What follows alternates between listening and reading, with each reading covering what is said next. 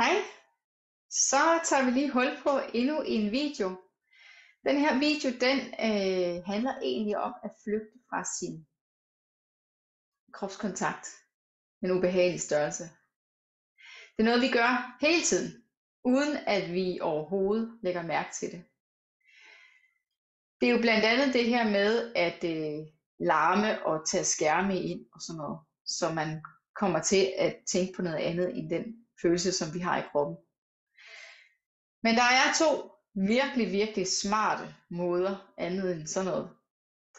Og det er, at vi kan gøre os tunge, eller vi kan speede os op. Så vi gør os tunge, så vi kan mærke den her tunge følelse, i stedet for at mærke vores kropskontakt. Eller vi speeder op, så vi heller ikke kan mærke det, og så vi tænker på noget andet. Det her, det er super smart, og vi gør det hele tiden. Den allermest brugte og nemmeste måde, det er sukker. Og det er allerede som børn, at vi finder ud af, at det er smadret at sukker, det kan få os væk fra de der ubehagelige følelser, som vi har. Kedattighed, utilstrækkelighed, irritationer og sådan nogle ting. Der er sukker super smart. Det virker lynhamrende hurtigt. Man forlader sin kropskontakt lynhurtigt. Altså det virker jo meget nemt, fordi hvis du tænker allerede som barn, så kan det være, du er faldet. Og så er der nogen, der har sagt, nå, det var også synd. Har du slået dit knæ? Vil du have en is? Og så opdager du allerede der, når jeg spiser en is, eller et kilo Matador-mix, så fjerner det faktisk den kontakt, jeg har til det, der var. Det går stadig ondt på knæet, måske hvis det bløder, men den ked af det følelse, den har slikket taget sig af, det har sukkeret taget sig af.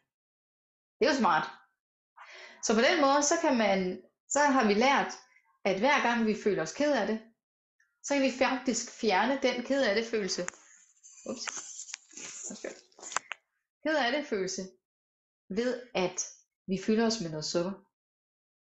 Så det har vi jo lært meget hurtigt som børn, at det tager os væk fra de her irriterende følelser, og det tager os også væk fra de her irriterende følelser af træthed for eksempel.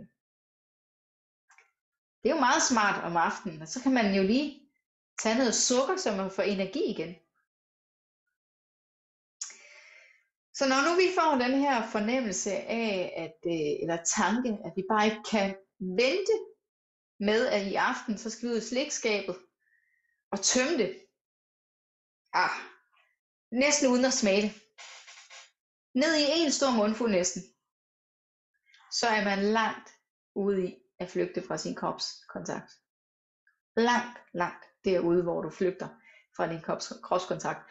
Og i og med, at du går rundt og tænker og drømmer dig frem til det her tidspunkt, hvor du kan tage dig af dine følelser. Det er der, du skal vende det rundt og se, hvad er det lige for nogle følelser, som jeg ikke har lyst til at være med, som jeg gerne vil flygte fra. Det er en meget god måde at være opmærksom på vores egne følelser og vores egne handlemønstre. Fordi vi kan meget nemt ende med, altså det er så svært at bare tabe sig for eksempel. Eller det er så svært at ændre livsstil. Når ikke det er, at vi forstår, hvad det er, der er inde bagved. Og det har jeg jo hele tiden sagt, vi kan ikke kun arbejde med maden. Vi er nødt til at arbejde med, hvorfor vi gør, som vi gør. Det her, det er jo så en af de her ting. Du er nødt til at gå ind og forstå, hvorfor er det, at jeg vil spise det her? Hvad føler jeg lige nu, når jeg tænker på flødeskumskager, eller romkugler, alt muligt. I mit eget tilfælde, så er det flødeboller, romkugler, dej, dumle. Jeg ved godt, hvad jeg bedst kan lide. Så hvad er det, når jeg begynder at tænke rigtig meget på de her ting? Hvis ikke det er, fordi jeg lige er dødsulten, og måske jeg skulle tage noget ordentligt mad i stedet for. Hvad er det så faktisk, jeg prøver ikke at mærke? Hvad er det for nogle følelser, som jeg ikke har lyst til at være med? Det kan også godt være alkohol, chips, hvidt brød, kager, alle sådan nogle ting her. Det fungerer også rigtig, rigtig godt. Men det er altså alt sammen noget, der har fokus på, eller pointen med det er, at vi skal fjerne os fra vores kropskontakt. Og der er ligesom to måder. Der er sukker og kaffe. Det kan også godt være, altså sukker og kaffe, som speeder os op. Men noget andet, der speeder os op, det kan også godt være en god diskussion. Så vi går rundt og føle et eller andet, det vil vi ikke være med. Så nu speeder vi os selv op med sukker, kaffe, eller går over og siger til vores kæreste, at han er bare mega dum og irriterende. Så vi starter et skænderi, og det vi faktisk ikke har lyst til, at mærke de følelser, vi havde gang i. Kan du se det? Det er meget, meget smart. Det fungerer ikke rigtigt i det lange løb, men det fungerer i det øjeblik, vi gør det. Og det er det, vi handler på. Det er jo ikke fornuften, der handler i det her. Det er noget, vi har lært helt fra vi er børn. Så det kan være alt det her, som der speeder os op. Men så kan der også være den anden form, som gør os tunge. Og her er vi ude i chips, alkohol også. Chips, alkohol, at overspise fed mad, så man føler sig helt tung. Og splat ud på sofaen med timevis af Netflix. Og så tænker vi, at det er fordi vi er afslappet, men faktisk så bliver vi jo helt apatiske i det. Der er jo slukket for vores kropskontakt.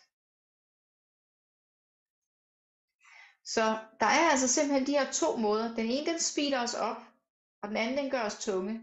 De fungerer på modsatte måder, men formålet er det samme, og det er at fjerne os, eller flygte fra vores kropskontakt. Så du skal være opmærksom på, når det er, at du står ude i køleskabet. Lige meget hvad det er, om det er hvidt brød, kage, alkohol, kaffe, altså nogle ting her. Eller at du bliver ved med at gå og blive irriteret på, eller irriteret, at du bliver ved med at irritere din kæreste, eller bliver irriteret på ham, over ingen verdens nytte. Hvad er det så egentlig, det dækker over? Vær opmærksom på det, så du kommer til at forstå dine mønstre. For ellers kan du ikke bryde det. Så det er altså simpelthen, når vores chef presser os alt for meget, og vi ikke kan lide at sige, jeg kan ikke tage mere, du må ansætte 2 personer mere, jeg kan ikke det hele selv, eller det er din opgave, eller jeg skal ikke tage dine bukser til rens, når jeg er din et eller andet, til chefen. Altså, når det er, vi ikke har lyst til faktisk at sige, nej, det bryder jeg mig ikke om. Det kan være lige meget, det kan være din mor, det kan være din far, din kæreste, din chef. Når det er, vi ikke har lyst til at se på de ting, der kommer, så kan vi finde nogle måder, vi kan fjerne det på. Fjerne fornemmelsen af det skaber i os. Så når der er en, der ikke er sød ved os, så skaber det en følelse i os. Hvis ikke du har lyst til at være med den følelse, så kan du flygte fra den, og det kan du så for eksempel gøre enten med sukker, som speeder dig op, eller fede ting, som gør dig tung. Men det, som det gør i hovedreglen, det er faktisk det samme. Og indtil du går ind og ser på det her, så er det noget nær umuligt at ændre på. Og det er også lidt en løgn, vi har for os selv. Og det er så man ligesom nødt til at forstå, at det her ting, de er simpelthen designet for at gøre os tunge, eller gøre os speedet op, så vi ikke kan mærke vores krop. Og der er ikke nogen af dem, der er kropskontakt. Og det er simpelthen fordi, at vi er bange for at tage os af de følelser, som vi faktisk har. For mange af os, så er det, når det er, at vi er på den her måde, altså for eksempel speeder op, det er der, at man får allermest udført for nogle mennesker. Sådan har det blandt andet været for mig. Så speedede jeg op, og det var der, at jeg kunne tjekke en hel masse ting af på listen, og jeg følte mig effektiv, og jeg faktisk kunne være stolt af mig selv. Så det har været svært for mig at skulle ændre det, fordi det var jo der, jeg synes, at jeg var allermest effektiv. Men det var også der, at når jeg bare fik udført alle mulige ting, så var det fordi, jeg faktisk ikke havde lyst til at se på de følelser, der lå bagved. Så jeg pressede bare mig selv. Og det er jo en anden ting. Så det kan være sukker, det kan være skænderi, det kan være kaffe. Det kan også godt være, at du presser dig selv.